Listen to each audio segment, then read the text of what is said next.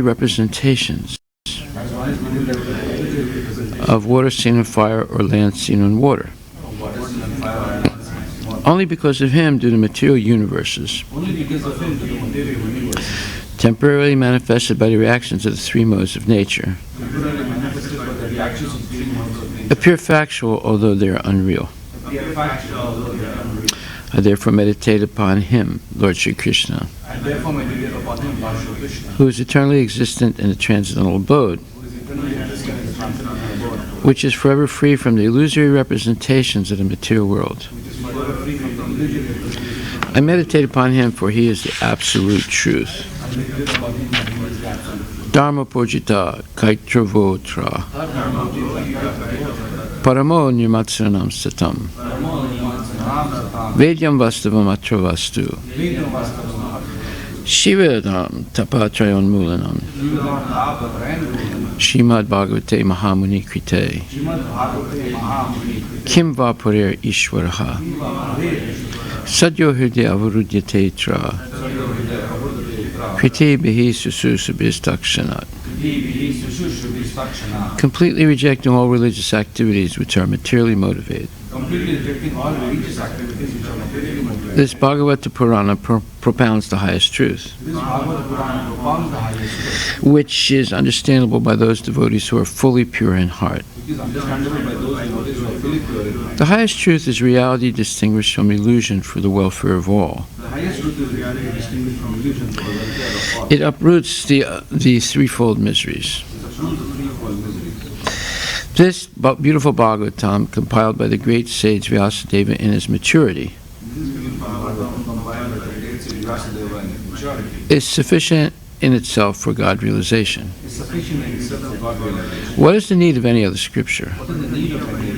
As soon as one attentively and submissively hears the message of Bhagavatam,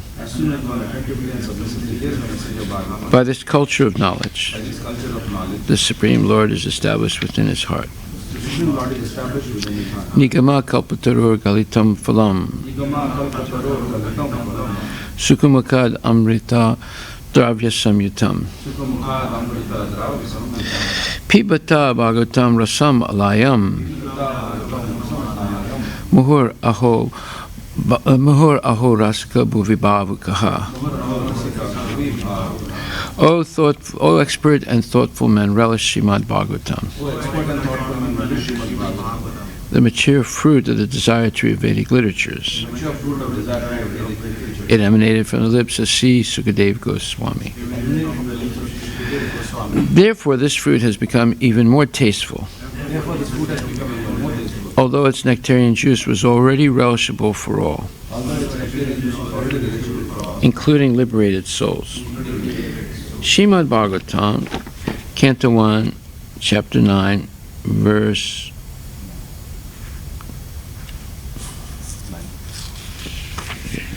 number 9.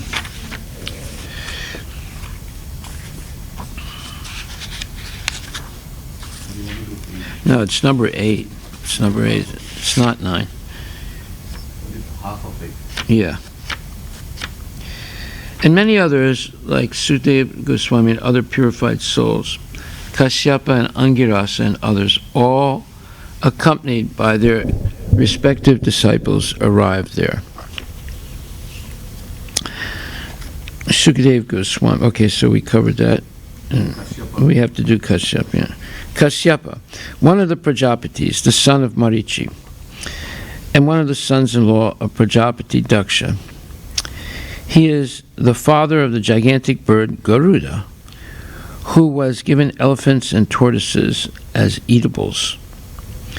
He married 13 daughters of Prajapati Daksha, and their names are Aditi, Diti, Danu, Kasta, Arista, Surasa, Ila, Muni, Krodavasa, Tamra, Surabi, Sharama, and Timi.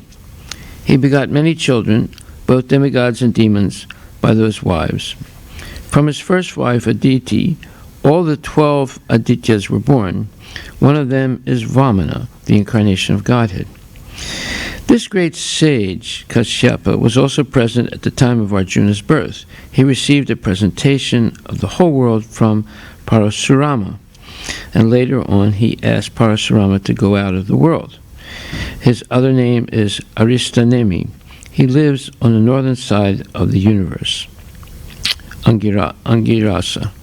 He is the son of Maharaj Angira and is known as Brihaspati, the priest of the demigods. It is said that Dronacharya was his partial incarnation. Sukracharya was the spiritual master of the demons, and Brihaspati challenged him. His son is Kacha, and he delivered the fire weapon first to Bharadvaja Muni. He begot 6 sons, like the fire god, by his wife Chandramasi, one of the reputed stars. He could travel in space, and therefore he could present himself even in the planets of Brahmaloka and Indraloka. He advised the king of heaven, Indra, about conquering the demons. Once he cursed Indra, who thus had to become a hog on the earth, and was unwilling to return to heaven. Such is the power of the attraction of the illusory energy. Even a hog does not wish to part with its earthly possessions in exchange for a heavenly kingdom. He was the religious preceptor of the natives of different planets. Srila Prabhupada Ki Jai. So Kashyapa Muni is one of the Prajapatis, or progenitor of different species. So he had these 13 wives. And the first wife, Aditi, became mother of the Devas, and the second wife, Diti, the first wife, Aditi, became the mother of the demigods, and the second wife, Diti, became the mother of the demons. And the third wife, Dana, became the mother of the Danavas, which are mixed devotee demons, or mixed demigod, basically demigod demons. So the Danavas are not completely demons. Maya Danava was a great construction or constructor of things, but sometimes they do things through the devas, and sometimes they do things through the demons. And when Diti wanted to copulate with Kashyapa Muni and enticed him at the wrong time for such union, she had 2 sons who were demons, Hiranyaksha and Hiranyakashipu. So she beseeched her husband, what can we do about this? And he told her basically to engage in Krishna consciousness. And later on, she received a benediction that her grandson and future sons would be devotees. So her grandson was Prahlad Maharaj, who was born the son of Hiranyakashipu and Diti. So although he was born in a demoniac family, he was a pure devotee because he was instructed by Narada Muni right in the womb of his mother, the wife of Hiranyakashipu. So that's a long story that we will get to later on in the 7th canto of Srimad Bhagavatam. And but the first wife, Aditi, she became the mother of Vamana, the dwarf incarnation of the Supreme Personality of Godhead, and many other demigods. So Brihaspati is a very interesting person. He was sort of in a challenge or some kind of adversarial position with Sukracharya, who was the spiritual master of the demons. And Brihaspati was the spiritual master or priest of the demigods. And over time, these these two had different, exchanges that were adversarial, especially when Daksha he got his head cut off by Lord Shiva, and his wife Sati committed sati, or she voluntarily burned her body to cut off any relationship with Daksha. So there was a big argument between the followers of Lord Shiva and the followers of Daksha. The followers of Daksha are the demigods, and the followers of Lord Shiva were the bhutas and pisachas and so forth. And that argument has continued right up till today, because the followers of Shiva and the followers of Lord Vishnu, the demigods are all worshippers of Lord Vishnu, have been at odds. It used to be much more serious, where there was sometimes killing involved. Nowadays it's just argument and animosity. You can see how there's a historical precedent of certain things that are going on today, a historical precedent from very, very ancient times. Okay, so also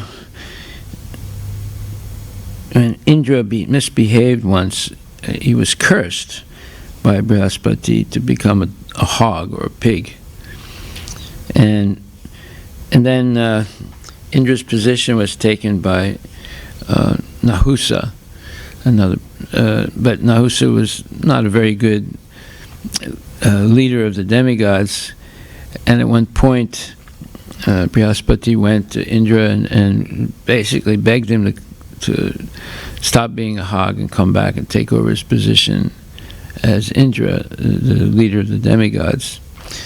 But at that time Indra refused because of his attachment to his piglets and his wife and eating stool.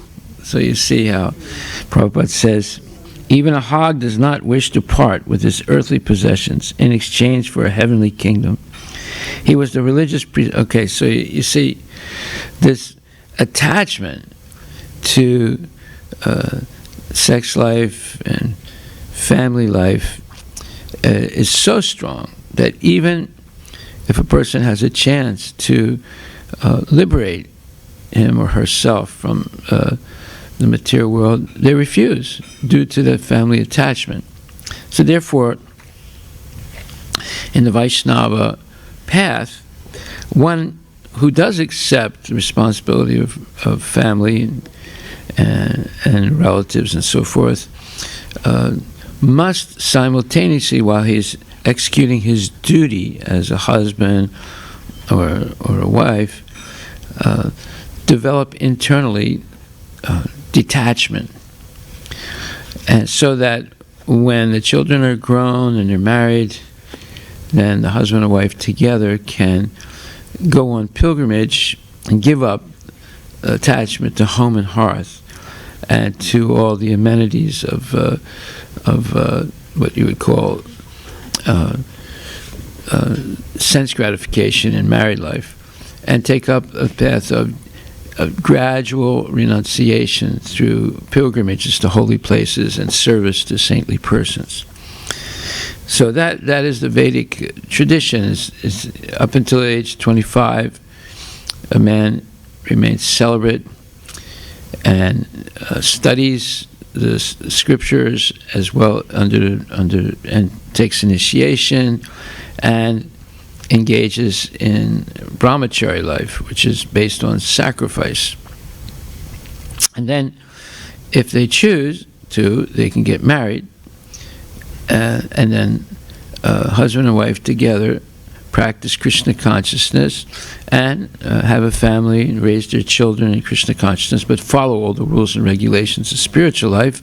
And when the children are grown, after 25 years, husband and wife become vanaprasthas and detach themselves from attachment to home and hearth, travel to holy places, and always associate with saintly persons who instruct them how to make further advancement in spiritual life, And later on, when the husband is very confident about taking up total renunciation as a sannyasi, and the wife is confident of being taken care of the rest of her life, either by her elderly children or in a holy place like Vrindavan, in the association of devotees, then they separate, and the husband takes, like Prabhupada, takes up sannyas and becomes an itinerant saint. And then both husband and wife meditate completely on Krishna, but remain faithful to each other and engage in full-time devotional service 24 hours a day. And at the moment of death, they both go back to Godhead. It's a very nice, planned, organizational system to attain perfection in this life. But usually, people don't like to do that, and they remain attached. There was once a man who was already had children. He and his wife were good people, and they were attached to their children. And one day a saint came to visit them, and he spoke to the man, and he said, you should become serious about spiritual life. You've done your duty as a husband. You've raised your kids. They're good kids. Now you should think about Krishna. And he said, I certainly want to do that, but my eldest son, his wife is pregnant. They're going to have a child, and I feel like it's my duty to educate the child, because they're working very hard. They don't have the time.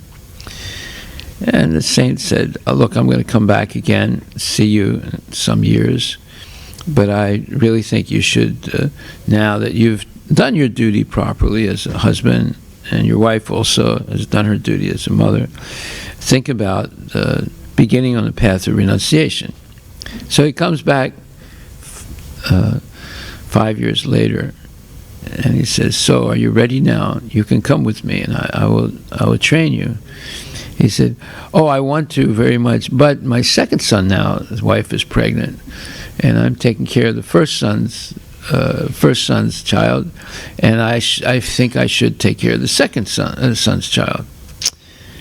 He said, okay, I'll come back again in some years, but please take this seriously, that you must develop renunciation now with your wife together. So he comes back another 5 years, and he says, so are you ready now to come with me? He says, I really want to, and it's my real purpose in life. But now my first daughter is pregnant, and she will be having a child, and I have to take care of these children, because they need grandfather and grandmother to learn the original culture of the Vedic path. So the saintly sannyasi said, I'll come back in a few years again, but this time you must come with me. He said, no, I will. I definitely will. I really want to come with you. So after 10 years, he comes back, and he doesn't see the husband, and he inquires, where is he? They said, he died. He died some years ago. So he kept postponing going with the sannyasi and being trained, and he died. So this family attachment at a certain point has to be wound down. It has to abate, so that the person can now, after doing their duty as a husband and wife, now they have to think about completely dedicating their mind, intelligence, senses, and body to serving Krishna. Okay, so even a hog does not wish to part with its earthly possessions in exchange for a heavenly kingdom. This should be our meditation. If the pig doesn't want to, you can see how powerful family attachment can be. So one should not be detached physically until the children are grown and properly situated, and then one begins the gradual process of detachment. Srila Prabhupada ki jai.